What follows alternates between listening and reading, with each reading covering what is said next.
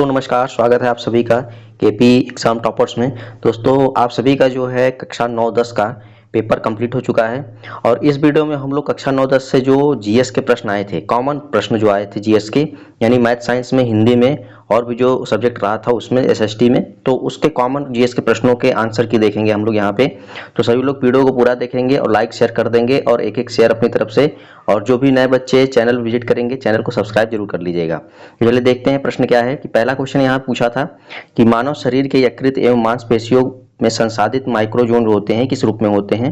ध्यान रखिएगा, इसका आंसर ऑप्शन नंबर हो जाएगा पॉलीसेकेराइड के रूप में, ऑप्शन नंबर 1। ठीक है, आप सभी भी अपना अपना आंसर मैच कराएंगे और कमेंट करके बताएंगे कि आपके कितने जीएस में सही हो रहे हैं। रक्त में त्रुटिपूर्ण हीमोग्लोबिन में से किसमें दिखता है। तो ध्यान रखिएगा, ये जो होता है दात्र केशिका अल्पता में, ऑप्शन नंबर 1 सही आंसर था इस क्वेश्चन के लिए। अगला क्वेश्चन देखिए क्या पूछा था यहाँ पे, प्रश्न नंबर अगला काफी आसान प्रश्न था। अगर हम लोग बात करें, इनमें से किस प्रकार की दवाइयां उत्पादन में एथेनाइल एल्कोहल का उपयोग किया जाता है। तो ध्यान रखिएगा, एथेनाइल एल्कोहल का जो उपयोग किया जाता है दो प्रकार की दवाइयों में, एक तो एंटीसेप्टिक और दूसरा anti allergic. Option number B और सी दोनों सही आंसर था इस प्रश्न के लिए। ठीक है, तो उपयुक्त में से एक से अधिक अपने आप सही हो जाएगा। अब इस क्वेश्चन की बात करेंगे तो क्वेश्चन काफी बेहद आसान था। इसमें आपको बस कहना था कि 15 डिग्री ताप पर 380 mm दाब एवं ध्वनि वेग 340 मीटर पर सेकंड स्क्वायर यदि ताप और अपरिवर्तित रखते हुए दाब को 2 गुना कर दिया जाए तो ध्वनि का जो वेग होगा कितना होगा। तो अगर आप लोगों ने इसको सोल्यूशन किया होगा तो इसका आंसर आपको डी मिला होगा 340 मीटर पर सेकंड -1 करके स्क्वायर में। ठीक है, अगला क्वेश्चन देखिए क्या पूछा था। क्वेश्चन की बात करें, मॉडरेट प्रश्न रहा था और इसकी कट ऑफ भी ज्यादा आपको देखने को मिल सकती है। ठीक है, पौधे एवं पशु कोशिकाओं में अंतर निम्न में से किसकी संरचना स्पष्ट होता है। ध्यान रखिएगा, ये होता है संरचना स्पष्ट होती है कोशिका भित्ति के आधार पर, ऑप्शन नंबर सी सही था इस प्रश्न के लिए, option number C right answer था। अगला क्वेश्चन देखिए क्या पूछा था। क्वेश्चन नंबर अगला था कि फोर्ब्स के हालिया रिपोर्ट के अनुसार दुनिया की सबसे मजबूत मुद्रा कौन सी है। तो दुनिया की अभी हाल फिलहाल में सबसे मजबूत मुद्रा ये थी कुवैती दिनार, ऑप्शन नंबर 1 करेक्ट आंसर था इस प्रश्न के लिए। ठीक है, 38 नंबर देखिए क्या पूछा था प्रश्न यहाँ पे कि पीएम नरेंद्र मोदी ने 8 अमृत परियोजनाओं की शुरुआत महाराष्ट्र के किस शहर में की है। तो पीएम मोदी ने 8 अमृत परियोजनाओं की शुरुआत की है महाराष्ट्र के सोलापुर में, option number C correct answer रहा था प्रश्न के लिए। अगला प्रश्न देखिए क्या पूछा था यहाँ पे कि आईआईटी मद्रास के द्वारा ई मोबिलिटी रेगुलेशन लैब लॉन्च करने की किस के साथ करार किया गया है। तो वो कंपनी है अल्टेरा। ठीक है, ऑप्शन नंबर बी सही आंसर हो जाएगा प्रश्न के लिए। अगला क्वेश्चन देखिए क्या पूछा था यहाँ पे, आप सभी भी अपना अपना आंसर मैच करा करके लास्ट में कमेंट जरूर करेंगे कितने आंसर आपके सही हुए हैं। अगला क्वेश्चन है कि अकादमी पुरस्कार 2024 ऑस्कर में सर्वश्रेष्ठ अभिनेता का पुरस्कार किसको दिया गया है। याद करिए 6 to 8 में भी इससे प्रश्न किए गए थे और वहां पे था पिक्चर का नाम जो था ओपेनहाइमर और यहाँ पे उसके अभिनेता हैं सिलियन मर्फी, ऑप्शन नंबर 1 सही आंसर था इस प्रश्न के लिए।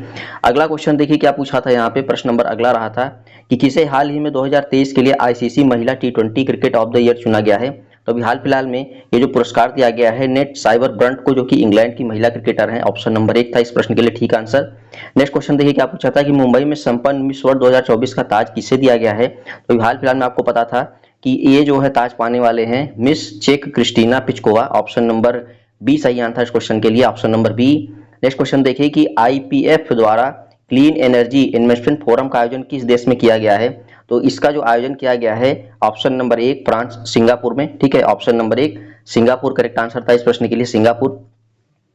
चलिए नेक्स्ट क्वेश्चन देखते हैं। क्वेश्चन नंबर अगला क्या पूछा गया था कि भारत ने विदेशी सितवे बंदरगाह को संचालित करने का अधिकार हासिल किया है। अगर आपको इतना ही पता होता कि सितवे बंदरगाह कहाँ है तो आप सभी लोग इसका जरूर आंसर सही दे पाते थे, क्योंकि सितवे बंदरगाह आपको पता होना चाहिए म्यांमार में है, ऑप्शन नंबर सी सही आंसर हो जाएगा, म्यांमार पोर्ट। ठीक है, सितवे बंदरगाह।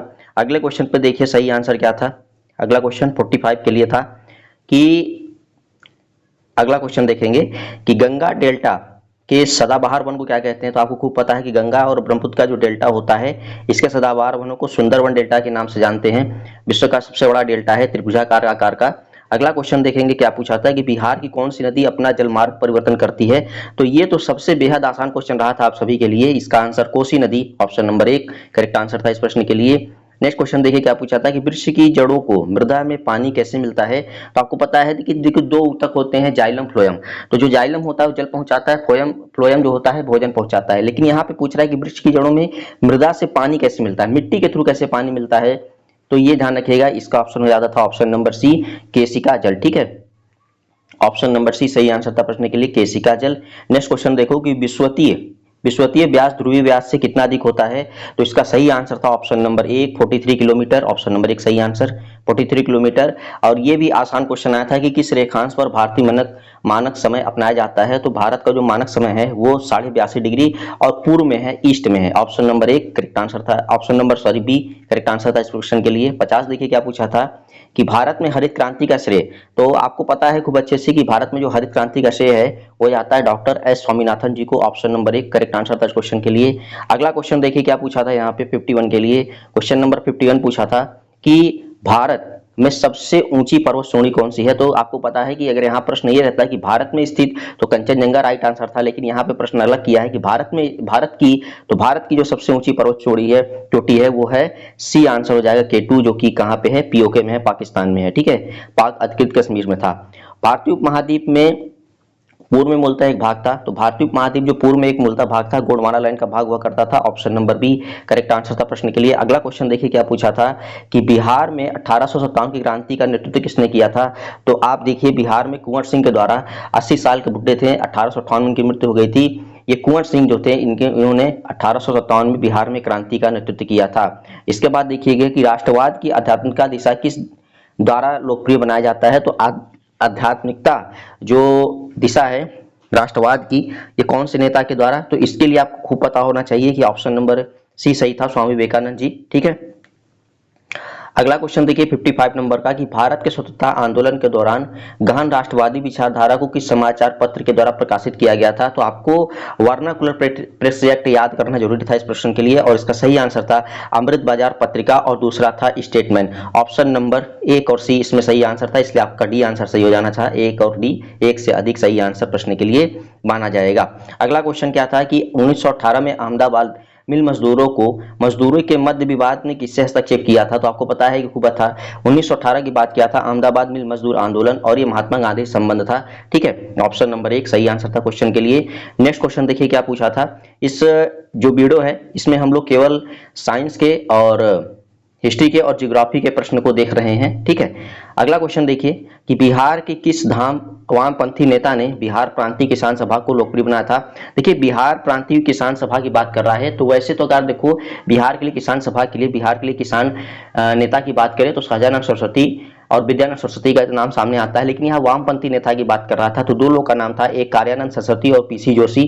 तो ऑप्शन नंबर इसमें बी और सी दोनों सही है, तो एक से अधिक आंसर इसमें सही हो जाता था। ठीक है, नेक्स्ट क्वेश्चन देखिए क्या पूछा था कि मुद्दीमन कमेटी का संबंध किसकी कार्यप्रणाली से था, तो मुद्दीमन कमेटी इसका सीधा मत हो जाता है द्वैत प्रणाली से। ऑप्शन नंबर बी सही आंसर द्वैत प्रणाली।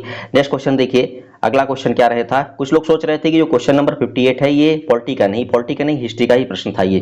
ठीक है, अगला क्वेश्चन देखिए कि भारत में यह महान एकता करता था जिसने केवल दूसरे को सहिष्णुता ही नहीं बनाया अपितु उनको अपने मित्रों और साथियों में अपनी जिम्मेदारी के साथ साथ स्वीकार करना सिखाया था। तो ये जो कथन माना जाता है, ध्यान रखिए, ये राजेंद्र प्रसाद जी का, doctor Rajendra Prasad, option number C correct answer था। नेक्स्ट क्वेश्चन देखिए 60 के लिए क्या क्वेश्चन पूछा था कि देश के बाहर स्वतंत्र भारत की अस्थायी सरकार को संगठित करने का श्रेय किसे जाता है। अगर हम लोग इस प्रश्न की बात करें मित्रों, तो एक आप समझिए यहाँ पे आंसर सुभाष चंद्र बोस भी हो सकता है, राज बिहारी बोस, लेकिन अगर हम लोग सबसे पहले की बात करें तो यहाँ पे राजा महेंद्र प्रसाद, जिन्होंने अफगानिस्तान में 1915 में अस्थायी सरकार संगठित की थी, राजा Mahendra Prasad. Option number B इस प्रश्न के लिए ठीक आंसर हो सकता है। अगला क्वेश्चन देखिए क्या पूछा था।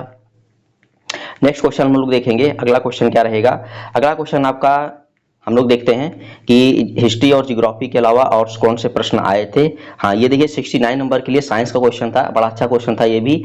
सीधे तौर पे पूछा था कि जिंक ऑक्साइड का साधारण रूप किसके उत्पादन में उपयोग होता है, तो जिंक ऑक्साइड आपको पता है कि पेंट के उत्पादन में जिंक ऑक्साइड का उपयोग करते हैं। Option number B correct answer रहा था। इसके बाद देखिए 70 नंबर के लिए कि लेंज के नियम की व्युत्पत्ति के लिए इनमें से किसके संरक्षण का नियम का उपयोग होता है, तो ये चुंबकत्व, option number B correct answer था। तो ये रहे थे आप सभी के कॉमन जीएस के, यानी 9 to 10 के जो आपका एग्जाम पेपर हुआ आज का, 21/7/2024 को, उसके आंसर की, और हमने जारी किया है इसको, और आप सभी को मैक्सिमम सही आंसर्स मिले होंगे, और आप लोग भी जब बीपीएससी का ऑफिशियल आंसर की देखोगे तो सेम टू सेम आपको आंसर यहाँ पे देखने को मिलेंगे, सेम टू सेम। ठीक है, तो धन्यवाद सभी को, और आप सभी लोग वीडियो को लाइक और शेयर एक तरफ अपनी तरफ से जरूर कर दीजिएगा, और जो बच्चे नए होंगे चैनल पे, चैनल को सब्सक्राइब जरूर कर लीजिएगा। धन्यवाद सभी को।